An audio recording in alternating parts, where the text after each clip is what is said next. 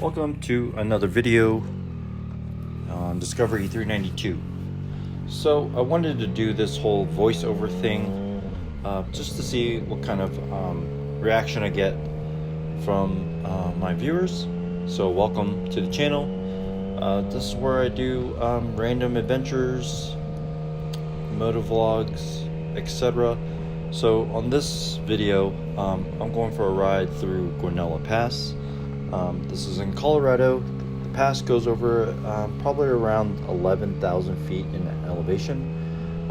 This is that time of year where a lot of people in Colorado and from out of state visit to see the fall changing colors of the trees. Yeah, so this was September 20th, probably around 11 a.m. in the morning. The weather was probably cool, upper 60s, a little bit of cloud cover. So here you can see there's tons of colors changing on these trees. Most of the color changes are happening on these aspen trees. And I'm approaching the gate to get in monitoring, controlling the amount of traffic going in and out of the park. And yeah, I just wanted to go for a chill ride, and it was a lot of fun. Yeah, I'm just going for a ride through Guanella Pass. I came in on the 285 side, which is about an hour west of Denver. The pass goes over the mountains into the backside of Georgetown, Colorado, which is a small town right off of I-70, which is pretty popular for traveling to the ski areas. Again, this is September, so this is the time of year where the leaves start changing colors. But just enjoy the views. I know I did. It was a nice day for a nice chill cruise. Nothing too crazy here, and wanted to just get some two-wheel therapy in. But I wanted to take this chance to kind of give some more information about myself and how I started this YouTube channel, and maybe a little bit more insight on the bike that I'm riding now. So I actually started the Discovery 392 name of my YouTube channel when I used to have a 392 Wrangler Jeep. That's the Jeep with the V8 6.4 liter V8 Hemi, which is the same motor they put in the Scat Pack Challengers and Chargers. So that packed 470 horsepower and 400 foot-pounds of torque. Due to unfortunate events and changes in jobs and circumstances, I no longer had that Jeep, but I decided to keep that 392 name. I don't know, because I just like it, and that was my favorite Jeep of all time. So that's why there's a random Jeep video in here, or maybe one or two videos of Jeeps in here, which is more like dash cam footage than anything, because I used to record all my Jeep adventures. I no longer have a Jeep focused channel. Now it's more of these moto vlogs, trying to up my game, to draw in more subscribers and things of that sort. So speaking of, please subscribe to this video. It helps me be motivated to create more content for everyone out there that actually watch these videos. So, and then for those that do watch them, thank you so much for supporting the channel, just by watching, liking, commenting, things of that sort. So my riding history. I actually got my endorsement last year in 2024. I did the MSF course. I've ridden a few bikes here and there, nothing like legal or nothing crazy. I've never owned a bike before, so I decided to do my MSF course because I live in Colorado and the weather is just perfect for riding. And so I did the MSF course, and then I couldn't decide what bike to ride. Again, I was transitioning to a new job, so it wasn't really in the budget, and so I decided to just hold off on the purchase and signed up to be a member at Eagle Rider, which is a motorcycle rental company. I did a 1-year membership where I can rent all sorts of different bikes in their lineup, depending on their they all have various deposits and things of that sort. You can purchase additional insurance and roadside assistance of that and things of that sort. So I ended up doing an MT-07. I think it was a 2023 MT-07. I did that for a weekend. It's a great bike. It's just not what I was looking for power-wise. And the size, felt like it was too light, so I was getting pushed around by the wind on the highway. So I decided to try something different. So I did the BMW F900R or F900. It was on, like their naked bike in that 900cc range. And so I ended up doing that for a day. Didn't like it. And I ended up going for the XSR 900. They had both the 23 models when I first started renting, and I absolutely loved it the first time I got on that bike. The first weekend I did it, it was just absolutely amazing. Yes, the seat is uncomfortable after a couple of hours, but as far as the power delivery, the amount of torque, the styling on that bike is just absolutely gorgeous. I love that cafe retro looking style. And it was a really great bike. And then they ended up getting the 24 model, which came in the red and white colorway. And again, those are my alumni colors. I went to the University of Houston, originally from Texas, so I'm a transplant here in Denver. And anyways, the XSR was just absolutely amazing. So when I started shopping around for my motorcycle for Sirius, it was off season. It was the winter, of 24 into 2025, and I was ready to make a purchase. So I scounged the interwebs for a motorcycle with the CP3, and then I ran across the FJ-09 or the Tracer bikes. The newer Tracers are awesome with all the bells and whistles, the quick shifter, the cruise control and all that, but it was just out of my price point for my first bike. Yes, I bought a 900cc as my first bike, and it's a great first bike, in my opinion. A lot of peers were telling me that's too much power for your first bike and whatnot, but everyone's different, in my opinion. Sure, you should start small to get used to that power and used to that speed, but I rented an MT-07. I upgraded to the XSR 900, so that was the next level up, and I rode about 6,000 to 7,000 miles renting the XSR 900, and I just felt super comfortable and at home with that power delivery of that CP3 motor. So I found a few FJ-09s on Facebook Marketplace, and the one I ended up buying is a 2015 in that gray colorway. I bought it with 13,815 miles. I now have 22,000 miles, just over 22,000 miles on the bike, and it's been absolutely amazing. It's super comfy. It's got a bigger tank with the 4.5 gallons versus the 3.7 on the MT-09 or the XSR 900, so I get that little bit of extra range on this bike. Again, it's a little bit taller as well, so I have 6'1" with a 32-inch inseam, so I flat foot this bike as is, and it's just perfect for my style of riding, for the comfort and the extra range, and it's got the power and the torque in any gear that I need. So ended up doing a full system exhaust through SC Project, paired it with the V-Cycle Nut ECU flash, and that combination is absolutely butter on this bike. It's smooth throttle, insane riding modes for A mode. It's got A mode, standard, and B mode for rain, and standard mode is like my old A mode after the tune, and with the tune, A mode is now like an enhanced A mode. It's just ludicrous, insane, wants to just be a beast and be unleashed. This bike will top out probably in the 177 range. I saw a video from More Mafia, and he was doing a dyno tune of the FJ-09 at the same year, and he got it up to 177 after the flash.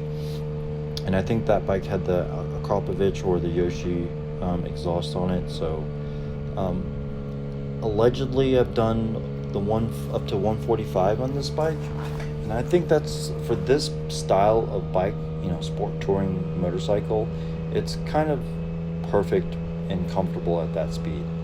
It doesn't get the wobbles at 140. It can get a little sketch because it is a taller bike and it doesn't have full fairings like a super sport. So I'm happy doing 120, 130 easily, allegedly, and that's a good zone to be in for this bike. Other than that, go back to the video here, and you can kind of see some colors changing on these trees. And like I said, this was just a great day to be out. As far as the bike features goes, so I got the SC Project full exhaust with the EC flash from V-Cycle Nut. A couple little mods here and there, like changed the colors of the clutch lever to shorty levers. Got some sliders. Upgraded the orange pumpkin lights to LED lights. I did have a little bit of trouble with those. They still don't work 100%, but I had to buy a flasher relay where I can adjust the speed in order for those to work. So I didn't want to mess with buying LED conversions and resistors and things of that sort, because there's really nowhere to put those little resistors inside of the side panels where the lights go. The bike came from factory with heated grips. That's nice. It's got the adjustable windscreen. I do have some quirks. I did buy this bike for like super cheap. It's been dropped on its left side. They say it was like at a stop or slow speed, but I think it fell on its left side pretty dang good. The engine cover is pretty scratched up. It cracked the left side plastics, so part of it was missing. The top part of that around the tank is cracked, so I have it taped over and used some resin to hold that together for now. It was missing a signal light. It was missing the mirrors, the side mirror on the left side was cracked. So it just had more damage than they let on. Also, it didn't shift properly, so I had to make some adjustments there. Again, bought new plastics. I ended up buying new decals because I couldn't find the black and white FJ-09 decal. So I went up to the 2016 year model and found red ones. And I think the red, I'm a big fan of red, so the red decals on this bike with the red levers, it kind of pops a little bit and looks different, makes it unique. It did come with the rear rack to install a top case from OEM factory, but I don't like running the top case. Granted, I've never had one, but I don't like the look of them, and I don't want to deal with any like drag or top heavy like weight distribution when I'm riding the bike. So other than that, I'm running the pretty budget-friendly tire. It's a Continental Conti Motion tire. It's a sport touring tire, so you get some extra longevity out of them because it's got the steel belt down the center. I'd already replaced one rear tire with the same Conti Motion tire. I put about 6,200 miles on that last one, and I bought that brand new, had it professionally installed, and it only ran 6,200 miles, which I guess is pretty good, but that just tells me I ride a lot in a single season. I guess I should plan in the future. I'm going to be running through 2 tires a season, depending on the tire I buy. I do want to try some like Michelin Road 6s, some premium high quality tires, but I don't do a lot of riding in the rain. And so it just never really justified the cost of spending 3 times more than what I pay now. But yeah, so that's a little bit about me. I wanted to get some feedback from you guys. Please leave some comments, ask me questions. I try to interact with my viewers as much as I can. I've been posting a lot of YouTube shorts just to get some more interaction, and trying to upkeep and stay on top of these videos, because I record content all the time. That's the easy part of making YouTube videos, is getting the content. Again, I just run my chin mount on my helmet, the GoPro, and that's how I get these amazing views when I'm riding. If one thing I noticed when I watch these videos that I record, I'm very twitchy when I'm riding. Not twitchy, but very active, safety active. I'm always checking my mirrors, checking my rear, looking where I'm turning, checking all my angles, side to side, front and back, and just, always observing my surroundings, because I stay extremely alert when I'm riding, trying to be safe and not die on two wheels and be a fact or a statistic. But here, gaining some elevation, I'm probably cruising around 10,000 feet now. As you can see, there's a little less trees, but they're starting to change colors a little bit depending on the tree species, if you are into that. But I think this is where you can see in my rearview mirror, there's a couple of bikes, a pair of bikes behind me. I ended up letting them pass me eventually, coming up here pretty soon, mainly because I don't like being pressured to keep up or stay ahead of them. I like to cruise my own pace, so I ended up letting them pass me here shortly, so that way I can kind of ride my own ride, kind of just cruise where I want to go. That truck just flashed its headlights at me, probably telling me that there was cops ahead, which there were, because they're scattered all over this pass, just kind of parked all over.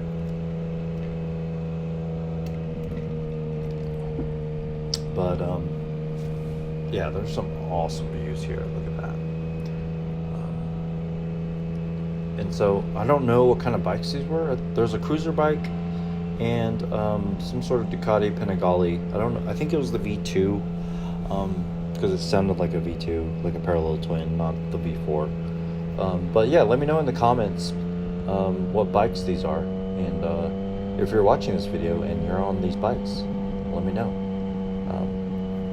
As I'm cruising around Guanella Pass and just hanging out. But again, I just wanted to say thank you to all my subscribers. Thanks for subscribing to the channel. It really helps me stay motivated to kind of help me grow this channel.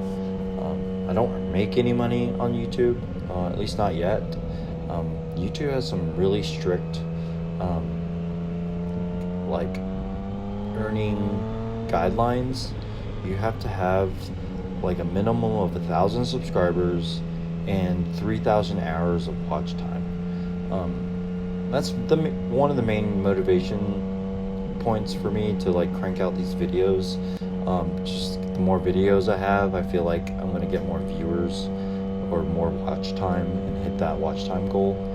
I really started focusing on making YouTube content this year in 2025, so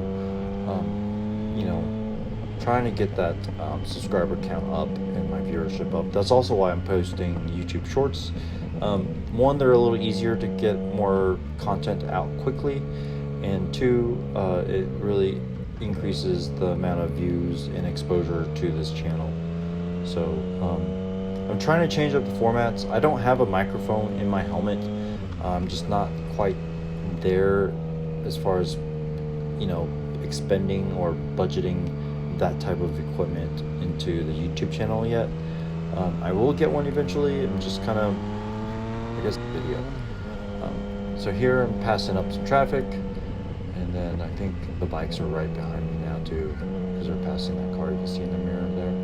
I ended up letting them pass me here. I think I just waved them over as I'm looking over these mountain views. Eventually, I'm just kind of, I'm just kind of waiting till I find a good deal or figure out how all that setup works. Because I have the GoPro Hero 8, and you'd have to have a media mod that I don't feel like spending money on, so I don't know if I'm going to stick with the GoPros or maybe switch it up to the DJI action cameras, or maybe do like an Insta360, or maybe both. So right now it's just raw footage with a few edits, and doing this voiceover through my iPhone. And I'm just gonna overlay it over this. This is a long one. I try to keep them short, but I don't know. I like full length videos because they're great videos to kind of just play in the background, listen to a motor, and it's kind of soothing to me. So I feel like it'd be soothing to others. I tried the music in the background overlaying the video, and that didn't get many views. So then it's a lot of effort to like find copyright free music.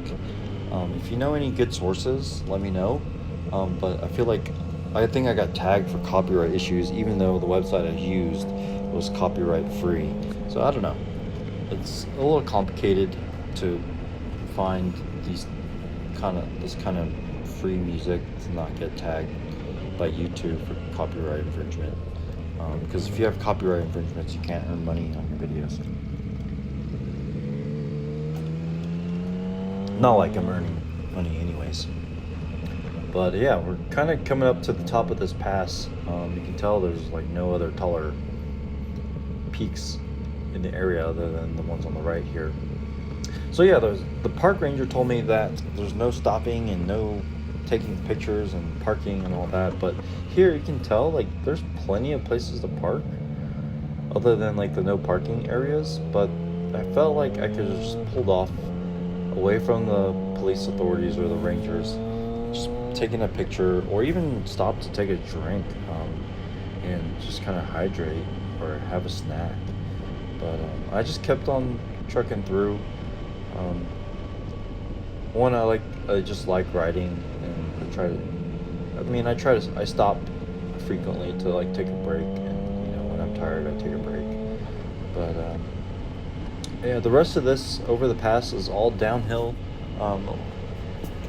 There's a couple of hairpins, but we start running into a lot of traffic down into Georgetown.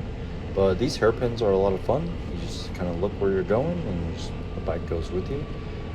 I watched a lot of YouTube videos this year from other bikers. I follow, you know, Yami Noob, Chase on Two Wheels, Dan the Fireman, and try to interact with those channels and support them as much as I can. But yeah, really good content from, you know, safety-oriented content from Dan the Fireman. I watched a lot of his videos, took his advice in like going to a parking lot and practicing slow speed maneuvers. I have his drill packet on my phone, so I use my Quadlock mount for my handlebars to mount my phone, and you know, pull up his PDF and you know, set up my cones and do practices and stuff. So maybe I could make a video about that one day. Just showing, you know, my slow speed maneuvers and kind of practicing with me. But a lot of his safety tips are really good. Other YouTube channels as well. Just kind of expanding on that MSF course that I did last year. Just super beginner level stuff from the MSF course, especially when you only are exposed to a parking lot, and then you're expected to like be on your own in the free world with other cars and traffic after you get your endorsement. But yeah, this was a really good day. Really enjoyed it. It was a lot of fun, and yeah, I think I'm gonna cut off the voiceover here. But like I said, thank you for everyone for watching. Thanks for listening to me yap for the last half hour or so.